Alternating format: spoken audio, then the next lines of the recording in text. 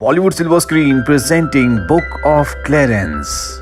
ये उस वक्त की कहानी है जब जेरूसलम की गलियों में यीशु मसीह अपनी बातों से लोगों का मार्गदर्शन किया करते थे।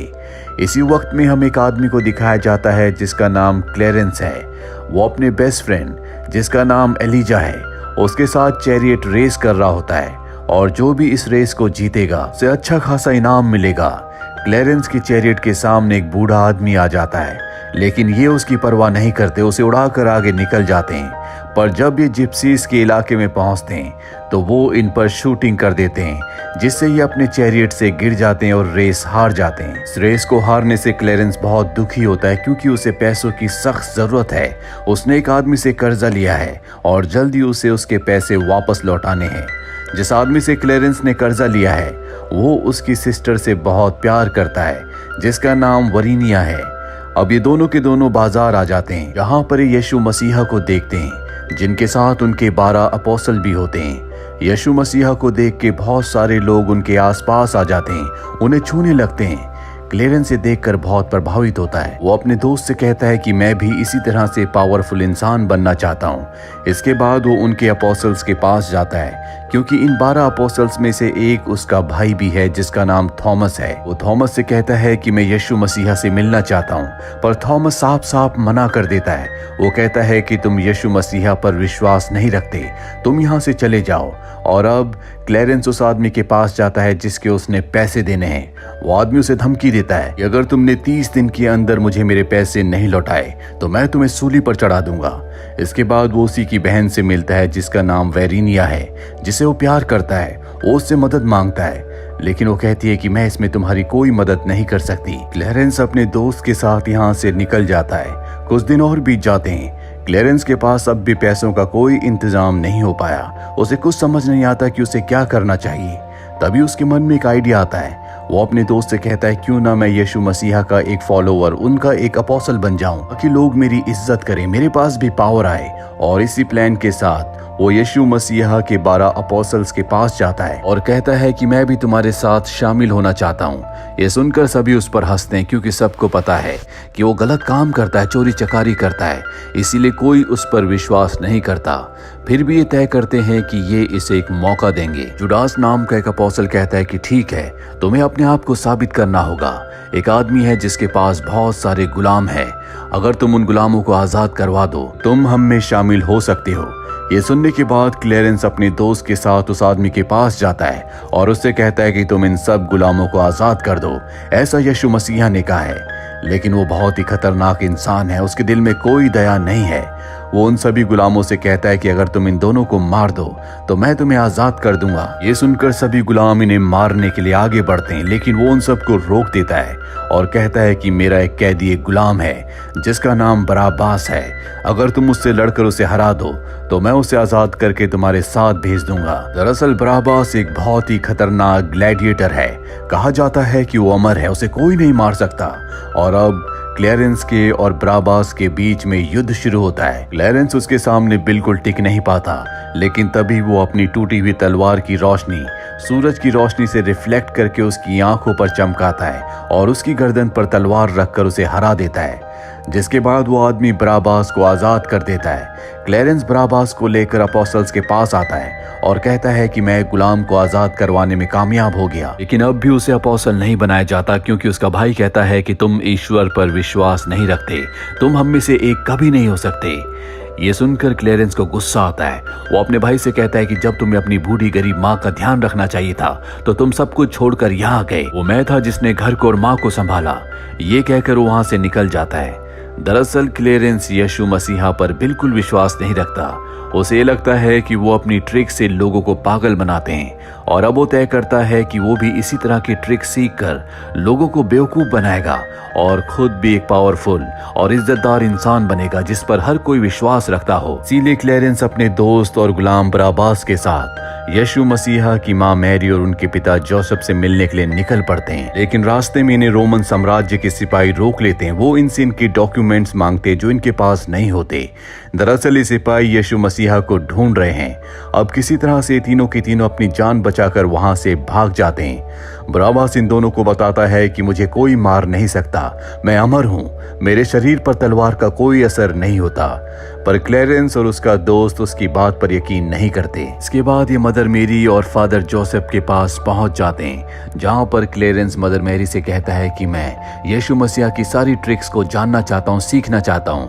मदर मेरी कहती है कि वो कोई ट्रिक नहीं करते, लोग उन पर विश्वास करते हैं, जो कुछ करते हैं वो सत्य है।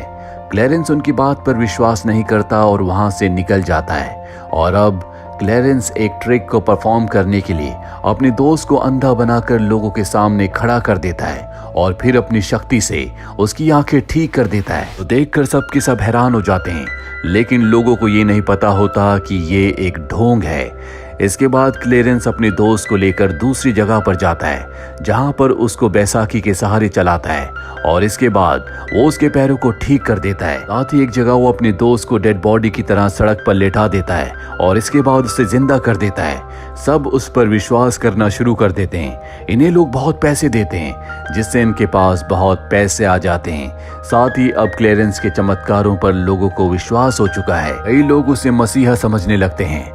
अब उसका भाई थॉमस उसके पास आता है और कहता है कि जो कुछ तुम कर रहे हो ये गलत है, तुम्हें इस सब को रोकना होगा। पर क्लेरेंस उसकी बात नहीं मानता, उसे बहुत उल्टा सीधा कहता है। जिसके बाद उसका भाई थॉमस वहां से चला जाता है। लेकिन क्लेरेंस को पता है कि जो कुछ वो कर रहा है वो गलत है, इसीलिए कहीं ना कहीं उसके दिल में गिल्ट है। अब उसके पास जितने भी पैसे होते हैं वो सभी पैसे लेकर वो उस आदमी के पास जाता है जिसके पास बहुत सारे गुलाम है, जिससे उसने अमर बराबस को आजाद करवाया था। वो सभी पैसे उस आदमी को देने के बाद सभी गुलामों को आजाद करवा देता है। और अब वो अपनी गर्लफ्रेंड जिसका नाम वरीनिया है, जिसके भाई के उसने पैसे देने, उससे मिलने जाता है और उसे बताता है कि अब तक जो कुछ तुमने मेरे चमत्कारों के बारे में सुना है वो सब एक ढोंग था। मैंने झूठ बोलकर लोगों को बेवकूफ बनाया ताकि मैं पैसे कमाकर तुम्हारे भाई से बच सकूं। लेकिन अब मैं सच में अंदर से बदल चुका हूं, मैं तुम्हारे साथ रहना चाहता हूं, इसीलिए आज रात को तुम मुझसे मिलने आना। वहीं हमें रोमन साम्राज्य के सैनिकों को दिखाया जाता है जो भेष बदलकर यीशु मसीहा को और उसके माता पिता को ढूंढ रहे होते हैं। ये मदर मेरी तक पहुंच जाते हैं, जिसके बाद ये मदर मेरी को पकड़कर मारना शुरू कर देते हैं। ये देखकर क्लेरेंस का दोस्त बर्दाश्त नहीं कर पाता और वो बीच में आ जाता है। लेकिन अब यहाँ पर यीशु मसीहा भी पहुंच चुके हैं, जो अपना हाथ उठाते हैं और उनके हाथ उठाते ही सारे पत्थर हवा में रुक जाते हैं। जिसके बाद वो अपनी माँ को यानी कि मदर मेरी को आजाद करवाते हैं और मात्र अपने स्पर्श से वो उनके सारे जख्मों को ठीक कर देते हैं। क्लेरेंस का दोस्त और यहाँ पर जितने भी लोग होते हैं ये सब देखकर हैरान हो जाते हैं। जिसके बाद क्लेरेंस का दोस्त क्लेरेंस के पास आता है और उसे सारी बातें बताता है। पर क्लेरेंस अब भी उसकी बातों पर विश्वास नहीं करता। वो कहता है कि जरूर ये कोई ट्रिक होगी। शाम को क्लेरेंस एक पार्टी में जाता है जहां पर वेरीनिया उसकी गर्लफ्रेंड उससे मिलने के लिए आती है और कुछ देर के बाद वो देखता है कि वेरीनिया आसपास नहीं है। जब वो बाहर जाता है तो देखता है कि वेरीनिया का भाई वहां पर उसे पकड़ने के लिए आया है, क्योंकि उसने उसके पैसे देने हैं। वो समझ जाता है कि वेरीनिया ने उसे धोखा दिया है, पर इससे पहले कि वेरीनिया का भाई उसे पकड़ता यहाँ पर रोमन साम्राज्य के सैनिक आ जाते हैं, क्योंकि क्लेरेंस ने मसीहा होने का दावा किया है। हालांकि बराबस और उसका दोस्त उसकी मदद करना चाहते हैं, लेकिन क्लेरेंस जानता है कि इनकी जान को खतरा है, इसीलिए वो अपने आप को उनके हवाले कर देता है। जिसके बाद क्लेरेंस को रोमन साम्राज्य के जनरल के सामने पेश किया जाता है। क्लेरेंस कहता है कि मैं कोई मसीहा नहीं हूँ, मैं लोगों को बेवकूफ बना रहा था। लेकिन जनरल कहता है कि तुम्हें पानी पर चलना होगा। वो एक पॉन्ड का ढक्कन खोलते हैं, जिसके बाद उसे चलने के लिए कहा जाता है। क्लेरेंस जानता है कि पानी में पैर रखते ही वो पानी में डूब जाएगा, जिसके बाद सबको यकीन हो जाएगा कि वो मसीहा नहीं है, इसीलिए वो पानी में चलना शुरू करता है। लेकिन हैरानी की बात ये होती है कि वो पानी में डूबता नहीं है, बल्कि पानी में चलना शुरू कर देता है, जो देखकर वहां पर जितने भी लोग होते हैं सब के सब हैरान हो जाते हैं। अब रोमन साम्राज्य के सैनिक उसे पकड़ने के लिए पानी में जाते हैं, लेकिन वो सब के सब पानी में डूब जाते हैं। यहाँ पर जनरल को पता चल जाता है कि इसके पास भी कोई पावर है, इसीलिए जनरल ऑर्डर देता है कि इसे काल कोठरी में बंद कर दिया जाए, इसे सूली पर चढ़ाया जाएगा। दरअसल रोमन साम्राज्य के लोग इस तरह के लोगों को मार रहे होते हैं जो अपने आप को मसीहा होने का दावा कर रहे हैं, और एक यही कारण होता है कि ये यीशु मसीहा को और उनके अपोस्टल्स को ढूंढ रहे हैं, क्योंकि सब के सब उनके चमत्कारों के बारे में बात करते हैं। और अब क्लेरेंस को काल कोठरी में बंद कर दिया जाता है, लेकिन चारों तरफ ये बात फैल जाती है कि क्लेरेंस पानी पर चला था। वहीं काल कोठरी में उसका भाई थॉमस उससे मिलने के लिए आता है। थॉमस कहता है कि मुझे माफ कर दो, मैं तुम्हें और माँ को छोड़कर चला गया था। क्लेरेंस अपने भाई को माफ कर देता है और कहता है कि मेरे बाद माँ का ध्यान रखना। यहाँ पर उससे वरीनिया भी मिलने आती है और बताती है कि मैंने अपने भाई को तुम्हारे बारे में नहीं बताया था, बल्कि मेरे भाई के लोग मेरा पीछा कर रहे थे, इसलिए वो तुम तक पहुंच गए। मैं तो तुमसे शादी करना चाहती हूँ। क्लेरेंस उसकी बात पर यकीन कर लेता है। वहीं दूसरी तरफ हमें यीशु मसीहा को दिखाया जाता है। इनके सामने वही बूढ़ा आदमी आता है जिसे इस कहानी की शुरुआत में क्लेरेंस ने अपने चैरियट से उड़ा दिया था। दरअसल ये एक भिखारी है।